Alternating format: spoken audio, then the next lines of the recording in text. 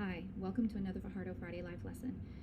I'm going to need to apologize to my former student who had asked me to do an episode on starting college this week, and the reason is because something just literally happened a moment ago that I was like, oh no, this needs to be talked about.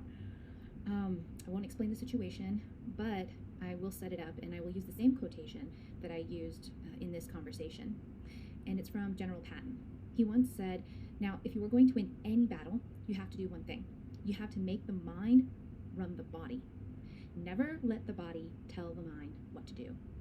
The body will always give up. It is always tired, morning, noon, and night. But the body is never tired if the mind is not tired.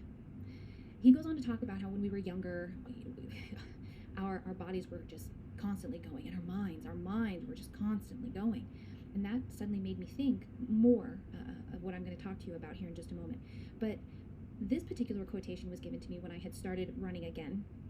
And I used to be a sprinter, but then I changed to a long distance runner. And that was very difficult. And as an adult, I got back into running, and I was setting up to possibly do a 5K run. I went out for this run, and my lungs started hurting really bad. My throat was dry. Just immediately, my body was doing things, and I was like, okay, well maybe I need to stop because my body is not feeling very good. And then I thought about that quotation, and I looked ahead of me, and I was like, I wonder if I can at least make it to the end of the block. So I just did it. My mind just kept going. And then I was like, okay, well, I made it here. Maybe I can make it to the middle of the next block. And I was like, okay, I'll just keep going. You know, how long can I go before my lungs and my throat are just like, you really need to stop, okay? I didn't keep going until I passed out or anything. There was a point where when my body started to hurt, my mind was like, okay, maybe I need to stop here.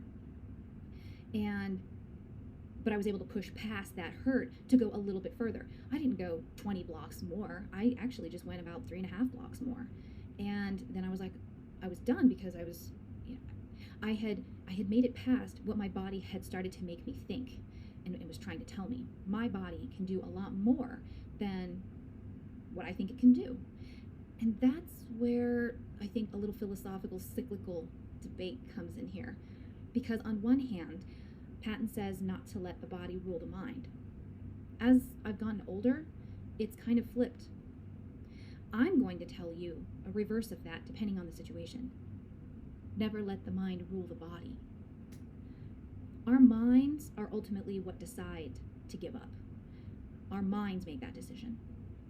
And in a lot of cases, we don't give our body enough credit for what it can do. Even in the limitations that it exists in, our bodies can do a lot more than what we think it can do, especially in situations where, for those of us who might have emotional, psychological difficulties, like myself, I do have those difficulties. I am willing to freely admit that I am bipolar, borderline, and when I'm in those emotional moments, my mind takes control. My body is perfectly fine, but my mind sits there and tells me, you can't do this. And I believe that sometimes our minds are ultimately what will do the giving up, if that makes sense. And we can push past that. We can always push past that. I just don't think we give our bodies credit enough.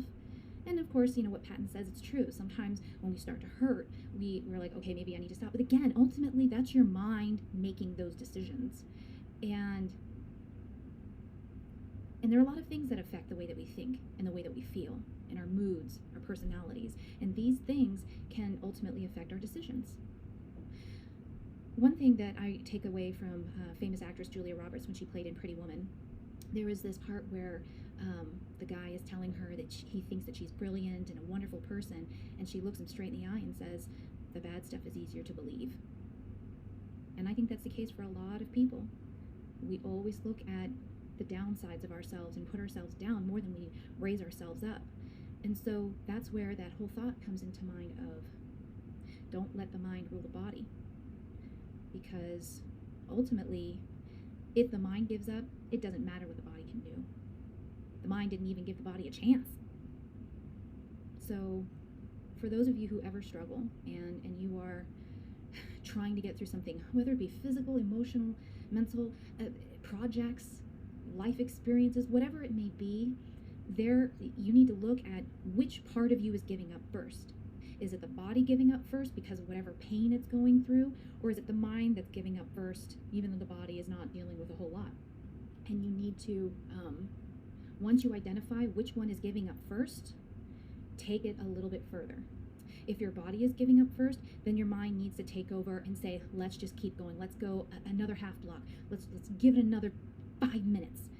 Give it a little bit more time to see if your body really is in that position. And what you'll find is you'll last maybe at least another minute, maybe 2, maybe 3, maybe 30. There were times where I was like, oh, I actually can go a lot farther than I thought I could. My body would just, it feels pain, but I can push past that. The reverse is also true. When my mind gives up, I have to really put my body in autopilot. If your mind gives up, put your body in autopilot and let your body go.